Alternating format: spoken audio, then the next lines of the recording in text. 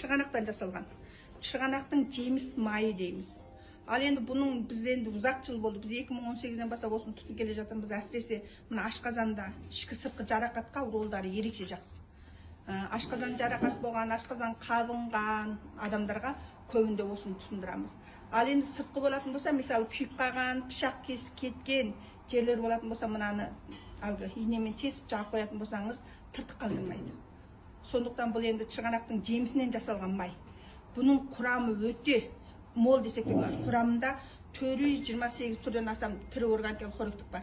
Сондықтан бұны әдетте біз Жұңғода істеткенде көбінде ашқазаны жақсы емес адамдарға береміз. Одан кейін әйелдерде мәтке жағынан қабыну бар болсын, одан кейін ішкі сыртқы жарақат болсын, барлығына. Таңертең аш құрсақта ашқазаны жақсы емес кісілер. Таңертең аш құрсақта 3 тал сорып жеп алады. Қайнақ су ішпейсіздер, ананың ішіндегі майды сорып ашқазаныңызға барады. Ал енді кеште тамақтың алдында жақтарда 3 тал сорып жеп алсаңыздар болады.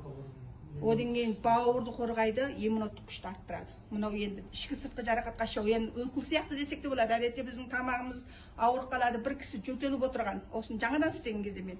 Сол деген әлгі кісіге мынадан қайтын дегенде 3 талды сорғыздым. Сонда тамақтың әлгі жыбырлап тұрғанында басады. Сондықтан мынаның қандай дегенде әлгі Қытайша айтқанда шоян ролы өте жоғары.